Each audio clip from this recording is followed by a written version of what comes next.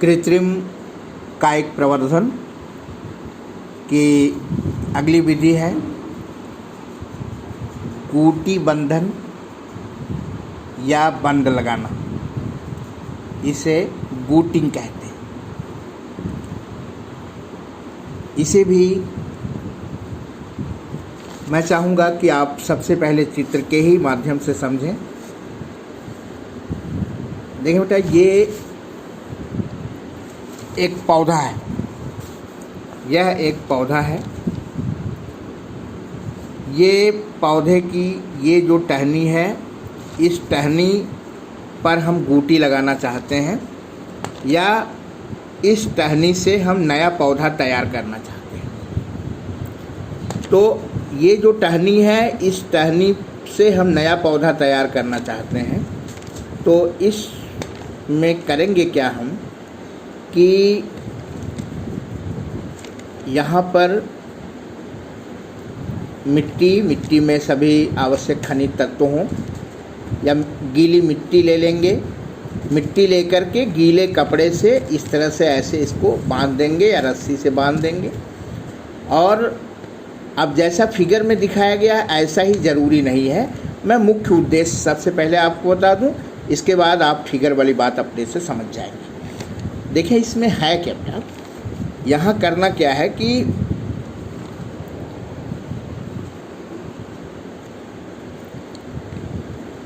यह तकनीकी भी गूटी बंधन या बंद लगाने की जो तकनीकी है ना, यह तकनीक भी पुराने वृक्षों में प्रयोग की जाती है। पुराने वृक्ष हैं, उनकी मजबूत शाखाएं हैं और उन शाखाओं से आप नया पौधा उगाना चाहते हैं, उसके लिए ये विधि है। अब इसका तरीका ये है कि कोई भी शाखा है, इस तरह से कोई भी शाखा है।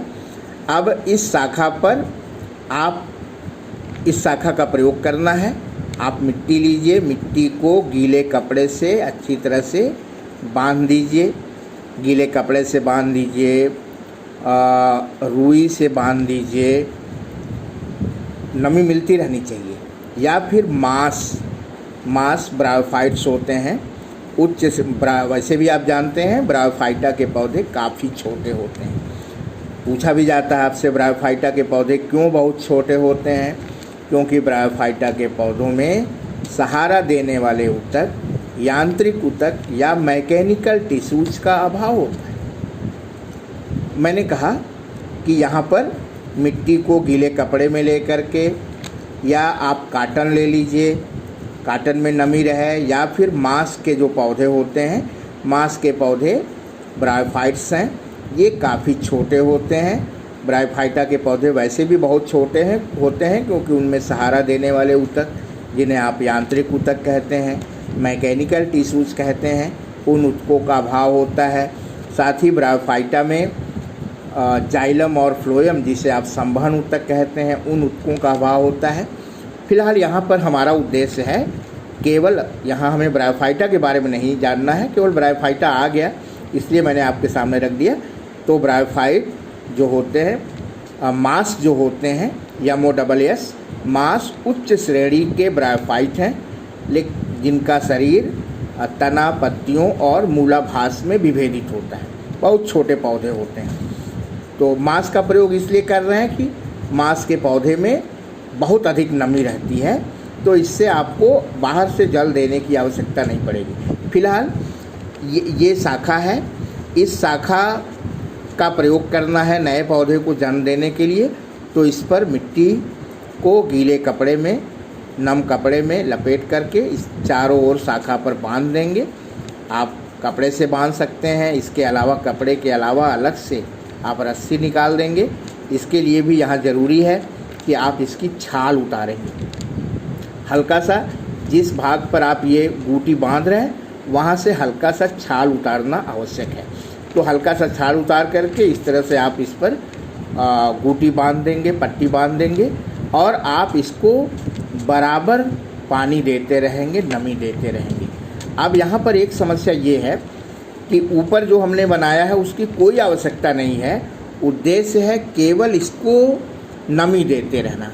अगर आप इसको नमी देते रहेंगे तो नमी की वजह से यहाँ जहाँ पर आपने गूटी बांधा है वहाँ से नीचे की ओर अपस्थानिक जड़ें निकल जाएंगी, उस पर कलिकाएँ विकसित हो जाएंगी। काट करके इसे जब ज़मीन में रोपित करेंगे नया पौधा विकसित हो जाएगा। लेकिन जब मैं इसको बता रहा था तो मैंने कहा कि प्रायः यह तकनीकी पुराने वृक्षों जिनकी शाखाएं मुड़ नहीं पाती हैं, जिनकी शाखाएं काफ़ी मजबूत होती हैं, मोटी और मजबूत होती हैं, उनके लिए इस विधि का प्रयोग करते हैं। तो एक तरीका तो ये है कि जिस शाखा से आपको नए पौधे को जन्म दिलाना है उस पर जो है उस शाखा पर हल्का सा उसके छाल को आप चाकू से हटा देंगे। छाल को चाकू से हटाने के बाद इसको अच्छी तरह से आप मिट्टी को गीले कपड़े में ले करके अच्छी तरह से बांध देंगे। इसको बराबर नमी मिलती रहनी चाहिए। बराबर नमी मिलती रहेगी तो फिर इससे नीचे की ओर जड़ें निकल जाएंगी, कलिकाएँ विकसित हो जाएंगी। कलिकाओं से प्ररोह तंत्र विकसित होगा, अर्थात पौधे का वह भाग विकसित होगा जो ज़मीन के ऊपर होता है। काट करके आप ज़मीन में रोपित करेंगे, नया पौधा विकसित हो जाएगा। अब यहाँ ऊपर हमने ये जो बनाया है यह समझाने के लिए बनाया है कि पौधा काफ़ी बड़ा है, काफ़ी ऊंचा है।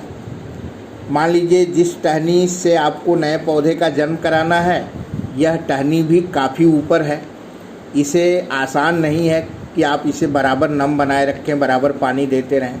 बराबर पानी देने के लिए आपको पेड़ पर चढ़ना पड़ेगा। तो ऐसी स्थिति में इतनी कठिनाई का सामना न करना पड़े इसके लिए आप किसी ऊपर की टहनी में एक ये घड़ा लेंगे। यहाँ पर ये घड़ा बनाया गया है। यहाँ पर ये घड़ा बनाया गया है। इस घड़े में पानी भरा हुआ है।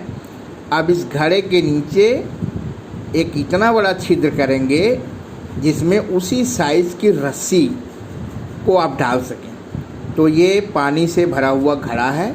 घड़े में नीचे छोटा सा छिद्र बनाएंगे। छिद्र के साइज़ की जितनी मोटी रस्सी उसमें डाल देंगे। अब और फिर जो घड़ा है घड़े को रस्सी की सहायता से उस टहनी में लटका देंगे। अब इससे फ़ायदा क्या होगा आप समझ गए होंगे। फ़ायदा ये होगा कि इससे जो रस्सी है ना, रस्सी चूँकि घड़े के छिद्र में फिट है एकदम। अब घड़े में पानी भरा हुआ है, पानी इसी रस्सी के सहारे आएगा और ये नीचे जहाँ पर आपने गूटी बांधी है, क्योंकि इसको बराबर नमी देनी है, ये रस्सी इसके चारों ओर लपेट देते हैं। तो रस्सी जब इसके चारों ओर आप लपेटे रहेंगे तो घड़े से पानी बराबर रिस करके इसको नमी मिलती रहेगी और आपको अलग से पेड़ मतलब आपको नमी देने की आवश्यकता नहीं पड़ेगी। मेरे कहने का आशय ये है बेटा कि ये जो मैंने ऊपर घड़ा लगाया है ये घड़ा लगाना आवश्यक नहीं है। जो टॉपिक आप पढ़ रहे हैं गूटी बंधन या बंद लगाना, गूटी बंधन या बंद लगाने में यह आवश्यक नहीं है कि आप ऊपर घड़ा लगाएं। ये तो सुविधा के लिए कहा जा रहा है कि प्रायः यह प्रक्रिया उन वृक्षों में अपनाई जाती है जो काफ़ी पुराने होते हैं, जिनकी शाखाएं मोटी होती हैं, जिनकी शाखाएं आसानी से मुड़ नहीं पाती हैं। ऐसे में आप यहाँ पर ये जो गूटी लगाई गई, गूटी लगाने का तरीका आपको बताया गया। छाल हटा देते हैं, मिट्टी ले लेते हैं, नम कपड़े में इसको लपेट करके अच्छी तरह से बांध देंगे और इसको बराबर नमी मिलती रहनी चाहिए। ये उद्देश्य है। चाहे ऊपर वाली व्यवस्था से आप नमी पहुंचाएं या खुद जा कर के आप नमी दें, बस इसको नमी देना ही उद्देश्य है। अब ये विधि इसलिए बताई जा रही है कि यह भी आप जानते रहें कि पौधा काफ़ी ऊंचा है, उसकी टहनी काफ़ी ऊपर है, तो बराबर इसको नमी पहुंचाना है। ये आपके लिए आसान नहीं होगा कि आप जब भी नमी देना हो तो पेड़ पर चढ़ें। तो इसके लिए आप ये व्यवस्था कर सकते हैं। एक घड़े को रस्सी की सहायता से ऊपर की टहनी में फंसा देंगे। घड़े में पानी भरा रहता है। घड़े में एक इतना बड़ा छिद्र बनाएंगे, मतलब छिद्र बनाएंगे, जितना बड़ा छिद्र रहेगा उसी साइज उतनी मोटी रस्सी उसमें डाल देते हैं। मतलब उतनी मोटी रस्सी रहेगी तभी पानी रिस करके आएगा। नहीं तो आप समझ रहे हैं इंटरमीडिएट साइंस के विद्यार्थी हैं, अगर छिद्र बड़ा है रस्सी पतली है तो सारा जल तुरंत नीचे गिर जाएगा, फिर इस व्यवस्था का कोई मतलब नहीं हुआ। तो छिद्र का साइज़ वही होना चाहिए जितनी मोटी रस्सी है, तो रस्सी उसमें फिट हो जाएगी। अब पानी एकाएक नहीं गिरेगा, पानी धीरे धीरे रिसेगा।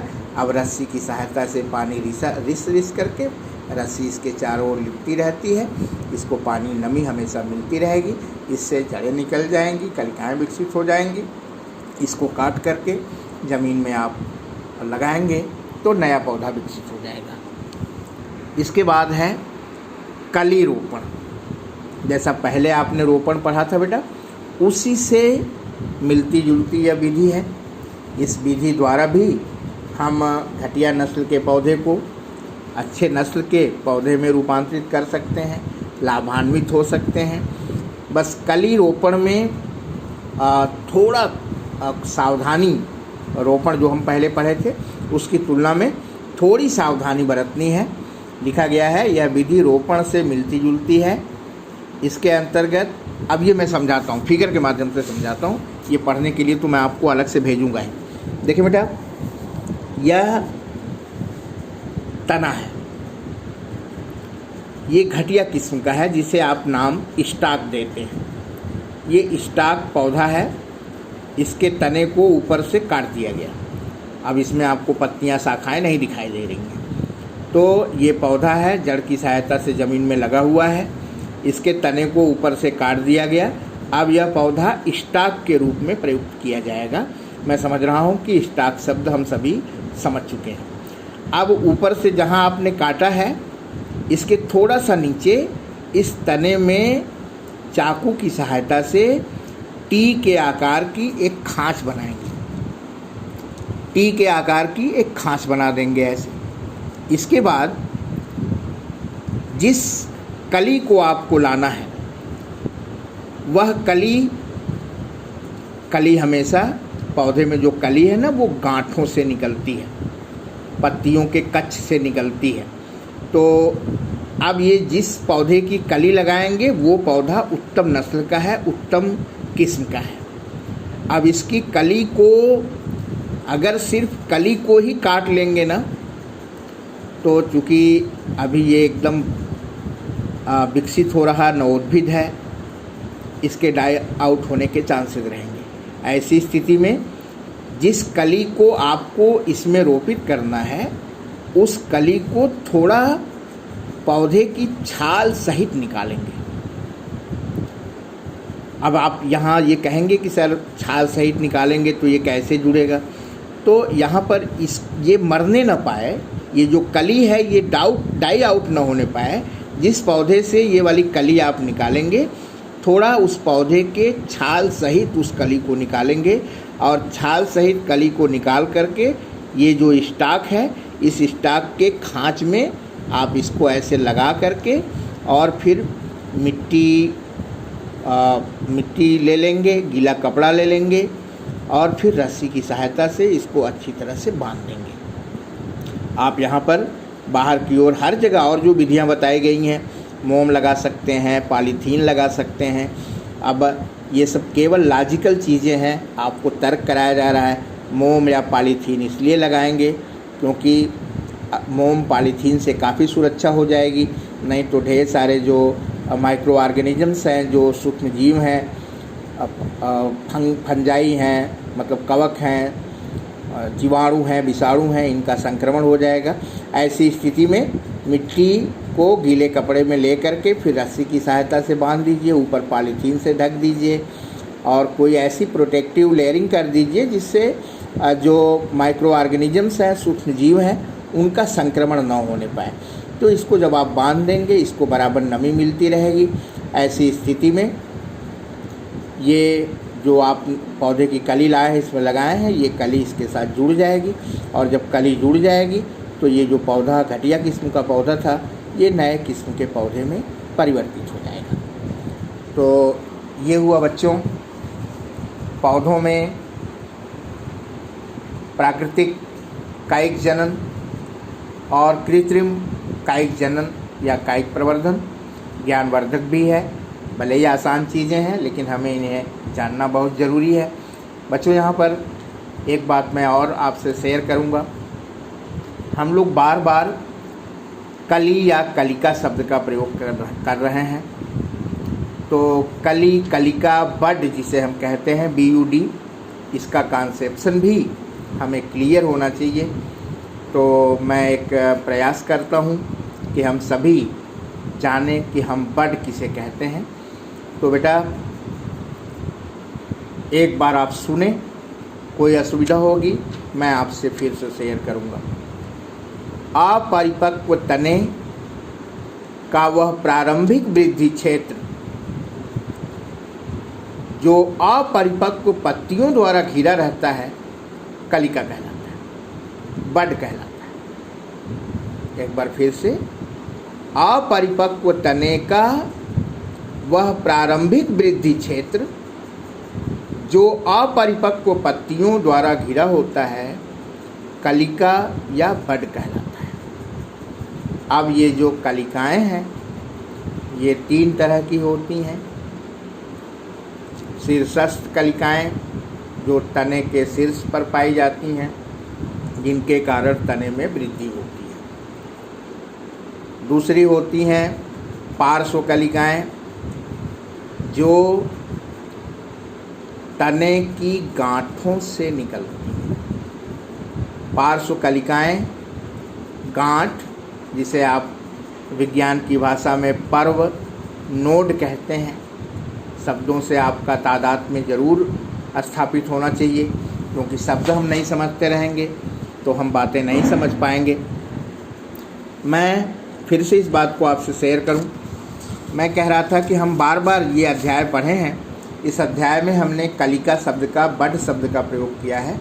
तो बड शब्द को लेकर के जो कॉन्सेप्शन है वह क्लियर होना चाहिए। इसलिए मैं आपसे बता रहा हूँ कि अगर हमसे ये पूछा जाए कि बड या कलिका किसे कहते हैं, तो इसके लिए मैं आपसे बता रहा हूँ अपरिपक्व तने का वह प्रारंभिक वृद्धि क्षेत्र जो अपरिपक्व पत्तियों द्वारा घिरा होता है बड या कलिका कहलाता है। अब ये कलिकाएं 3 तरह की होती हैं। शीर्षस्थ कलिकाएं, पार्श्व कलिकाएं और अपस्थानिक कलिकाएं। शीर्षस्थ कलिका तने के शीर्ष पर पाई जाती है, इसके द्वारा तने में वृद्धि होती है। पार्श्व कलिका तने पर जो गांठें होती हैं, जो नोड होते हैं, जो पर्व होते हैं, तीनों एक ही नाम है।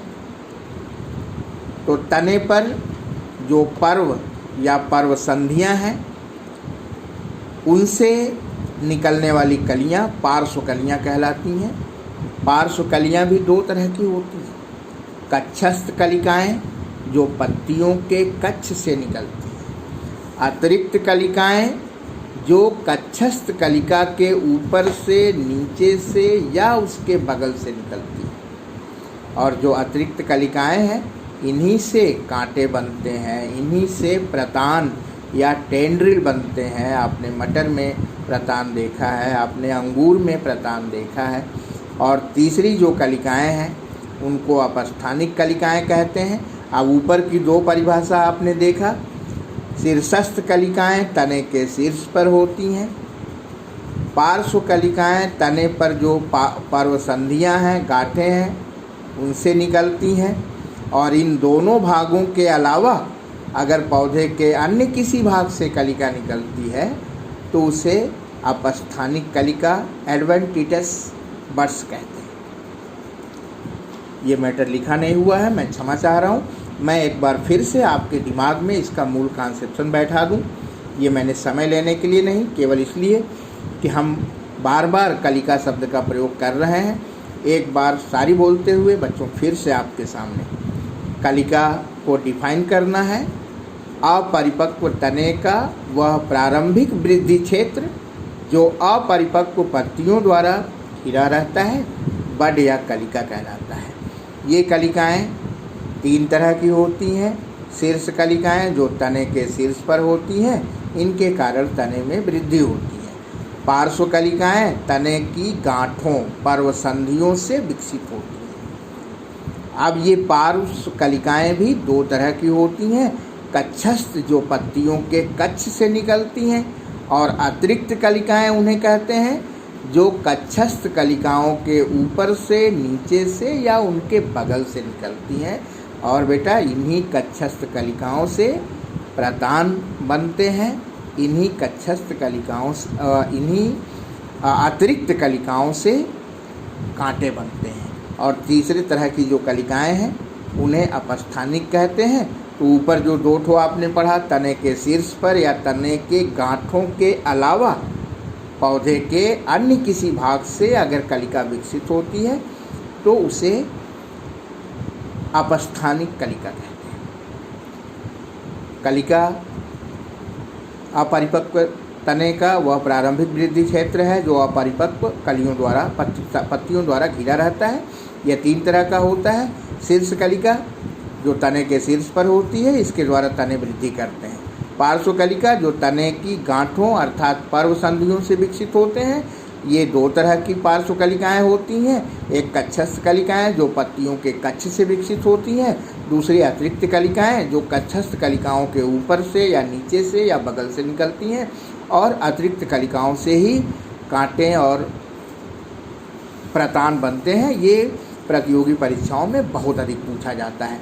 और तीसरी प्रकार की जो कलिकाएं हैं उन्हें अपस्थानिक कलिकाएं कहते हैं। तो तने के शीर्ष और तने की गांठों के अलावा अगर पौधे के अन्य किसी भाग से कलिकाएं विकसित होती हैं तो उन्हें अपस्थानिक कलिकाएं कहते हैं। आज बस इतना ही। धन्यवाद।